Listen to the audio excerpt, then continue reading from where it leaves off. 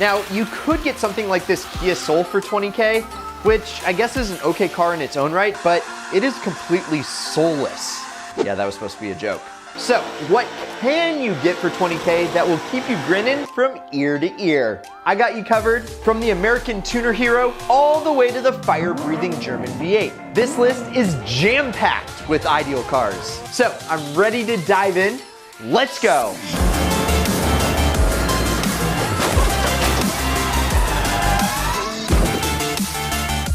Hey, do you know what Miata stands for? Miata is always the answer. Not only is it the best-selling sports car ever, the fourth generation, the ND Miata, hit the road in 2016, and let's just say that Mazda returned to its roots that made it a legend. Just look at this thing. It looks like a supermodel that was put on a diet, which is exactly why when you get behind the wheel of one of these, it handles like it's on rails. I literally couldn't believe how much fun these things were, and the Japanese automaker really turned the dial up to 11 on this one. It does everything well. It's a comfortable daily commuter. It can carve the canyons better than a sous chef can carve a turkey. And let's just say at track day, it can harass cars twice or 3 times its price. No wonder there's a saying, Miata is always the answer. And if you haven't already, you should go snag this Ideal Tee so that we can both wear them together.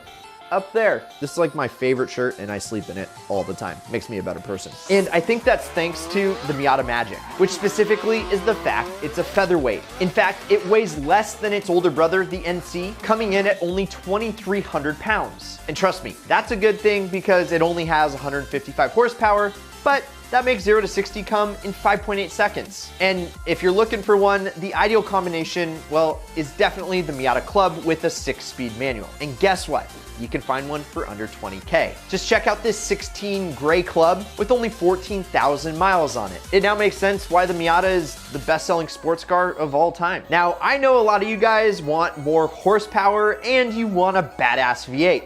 Well, guess what? Your golden ticket is the E92 M3. Straight up, it has one of the best naturally aspirated engines of all time. Yes, the S65 has won Engine of the Year award year after year after year for the 3-liter to 4-liter category. Yeah, this engine beat out the likes of the Flat 4 in the GT3 RS. The 4-liter in this M3 draws from BMW's experience in F1. It's got individual throttle bodies, double Vanos valve timing, not one but 2 oil pumps, and a very low rotating mass, which allows this thing to rev to the moon, literally an astronomical 8,400 RPMs. Just listen to that thing hit the high note. My voice just cracked. That was kind of high. We literally might never see an engine like this again. And if you want to learn how I got an incredible deal, dare I say ideal deal on my E90 M3, or if you want to learn how to get one of the best deals on any of the cars on this list, go check out the Ideal Car Strategies. I give you a play-by-play on how to properly buy a car. It's pretty nice. And when this Bavarian sports car was first introduced, well, BMW purists were hesitant to accept the new engine layout. You know, because it was like the first V8 and a BMW M3 and all. But once the first people were allowed behind the wheel and experienced this high revving, hair-raising V8 and what it could do, they became a believer. And just like the E30 M3, the E92 M3 has a chassis that lets you exploit all of the power. BMW straight up delivered a masterpiece with this one. And the E92 Coupe, which I think looks the best, came with a carbon fiber roof, optional electronic dampening controls, M-Tune differential, and different driver modes for throttle response. All this and more is exactly what made me fall in love with the M3. And I got a little bit of a problem because I've owned like 7 of them. Now, if you're sold on the M3 like I am, there is one decision, well actually 2, that you have to make.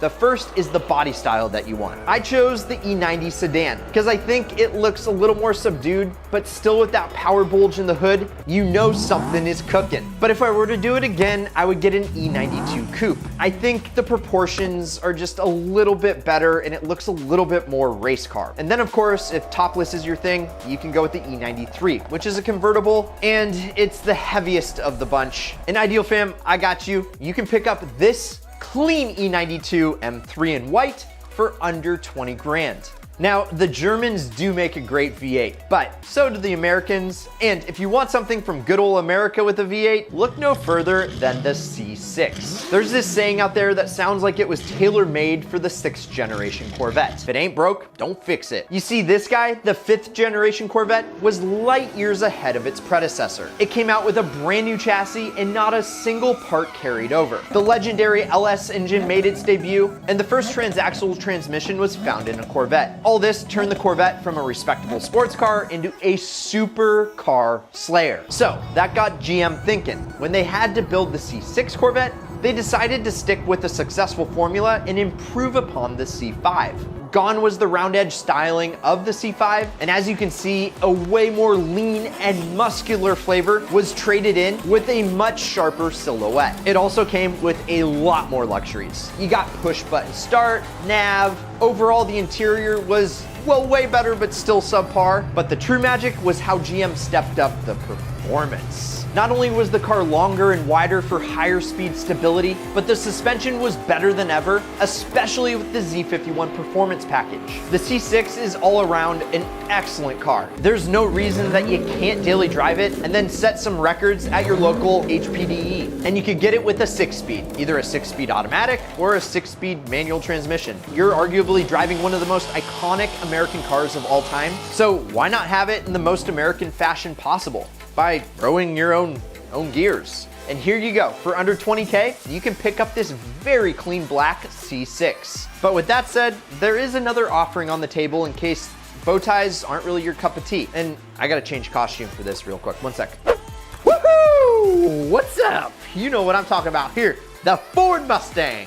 Yeah, you know, the pony car that's probably the most recognizable car of all time. This really shouldn't be any surprise given the fact that there's been over 10 million Mustangs sold. Now, the Mustang has always been offered with the iconic V8 under the hood. So while the thought of a 4-cylinder Ford Mustang sounds like blasphemy, the current EcoBoost is a legitimately enjoyable offer that should seriously be considered. And not just for the engine. Oh no. To understand, we gotta start from the beginning. See, the S550 generation Mustang was introduced in 2015. And let's just say that this gen was a step into the modern world for Ford. Gone was the solid rear axle that has adorned nearly every Mustang in the past 50 years. Instead, in its place was IRS, or independent rear suspension. And that makes the car handle way better. And guess what? Ford didn't even stop there. For the first time in over 2 decades, the Mustang was offered with a 4-cylinder again. That's right. They understood that they needed to downsize and turbocharge their engines. And due to increasing emission laws and blah, blah, blah, this was inevitable. And guess what, guys? This isn't something to be sad about. This is actually great news. The EcoBoost Mustang is actually faster than the V6. And since it's a turbo from the factory, a lot can be done to increase power without spending that much money. For example, a simple intake, exhaust, and tune can net over 100 horsepower over stock. The EcoBoost Mustang was available with a 6-speed manual or a 10-speed automatic. That's a lot of gears. And guys, I've driven one with the 6-speed manual and I would definitely pick that one. And this is probably the one I would get. For under 18K, this gorgeous blue EcoBoost really needs to be added to my stable. But I don't think YouTube girlfriend would be very happy with me bringing home another car. Okay, out of character, back in.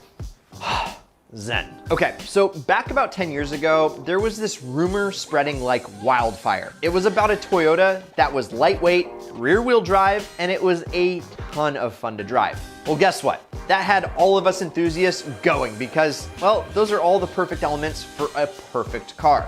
Think about it, rear-wheel drive, lightweight, and manual. These 3 essential ingredients have graced the world's greatest driving cars. The BMW E36 M3, the Miata, which is always the answer, and the Honda S2000. They all follow the same simple formula and are placed on the highest of pedestals. Anyways, when the FRS was released in 2013, it was described as a scalpel. Incredibly precise and so easy to drive, just about anyone could have a ton of fun. Power came from a well-developed 2-liter flat 4 putting out 200 horsepower. And while many people on the internet claim that it simply wasn't enough power, I'd argue this is exactly why the FRS was so successful. It's so easy to drive at its limits, and it's relatively forgiving once you cross them. Now, of course we can't talk about the FRS without mentioning its twin, the Subaru BRZ. See, Subaru and Scion actually co-developed the car, so it actually makes a ton of sense that they have similar offerings. Both the FRS and BRZ were offered with a 6-speed manual and a 6-speed automatic. And take it from me, I have never been in a car that an automatic made the performance so much worse. So again, manual all the way, which has been kind of the consistent theme here, except for the M3. And here you go, for under 20K, you can pick up this sweet orange FRS, which is awesome unless you want to do some topless motoring. Now, suppose that we turn the world upside down and let F1 engineers build a sports car. Well, guess what?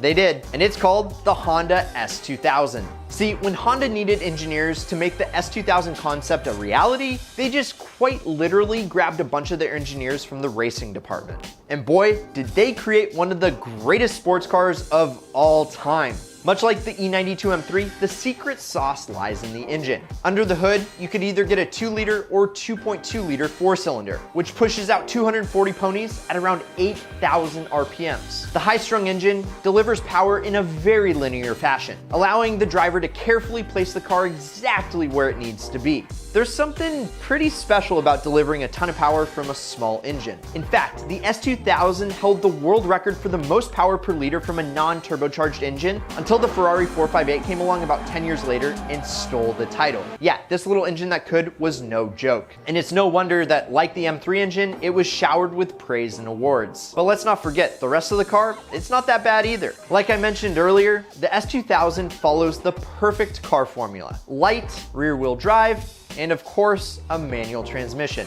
And yep, the S2000 was only available with a 6-speed manual. It's just straight up a thoroughbred driver's car. And it was developed to stir the emotions of performance nuts like you and me, or me and you. Now, you could either get the base or the club racer trim. The CR is an even more hardcore version with less weight and performance upgrades. Unfortunately, with the S2000 becoming a cult classic, there's no way you're gonna find a CR for under 20K. But that's okay, because the base S2000 is incredible in its own right. It's literally the perfect representation of what Honda's race engineers imagined. And for 19 grand, you can pick up this mint blue S2000. And if you want something a little bit more practical, maybe something with 4 doors, but you still wanna have a lot of fun on the back roads, well, the Ford Fiesta ST is ready to party, and it's definitely the trusty steed you gotta check out. You see, Ford absolutely nailed the key points behind the ST. It needed to be a sporty upgrade from the ordinary compact Fiesta, and it was exactly that. The modern 1.6-liter turbo engine certainly delivers a good amount at 180 horsepower, and the interior space is astronomical compared to other performance-oriented cars. But wait, how do those two things make it one of the most fun cars for under 20K? The magic lies in the handling. I personally have a secret crush on the Fiesta ST, and it is one of the best handling hatches ever. It's so well set up stock, and it can handle any curve you throw at it. This is in part due to how good of a driver you are. Well, no, let's be real. It's actually mostly because of Ford's torque vectoring control system, which applies the brakes a bit more to the inside front wheel of the ST during a turn. So next time you see a Fiesta ST, take a second look, because there's a reason why these are the kings of autocross and mountain passes alike. And lucky for you, if you're thinking about picking one up, the ST is available with only a 6-speed manual. And here you go, 18K for an orange ST. Now that we've gone over a bunch of great options for sports cars that are fun under 20K, I want to personally recommend the one car that I would go with, and that would be the FRS. It's not only reliable, but in my opinion, it's the perfect daily driven sports car. And that's all due to the fact it follows that magical formula. It's light, rear-wheel drive, and a manual transmission. Pop the trunk and you have actually a good amount of space to put all your junk. And most importantly, it won't break the bank to keep on the road. I mean, it's made by a company famed for its reliable cars. So you'll have a ton of reliable miles per mile. So for under 20K, what is the most fun car you would pick? Was it on this list or did I miss something? Let us know down in the comments. If you're new here, my name is Brad Danger. Hit that subscribe button. Also smash the like button for the YouTube algorithm. Go check out some of the other ideal content that we create here. And as always, keep living that ideal lifestyle.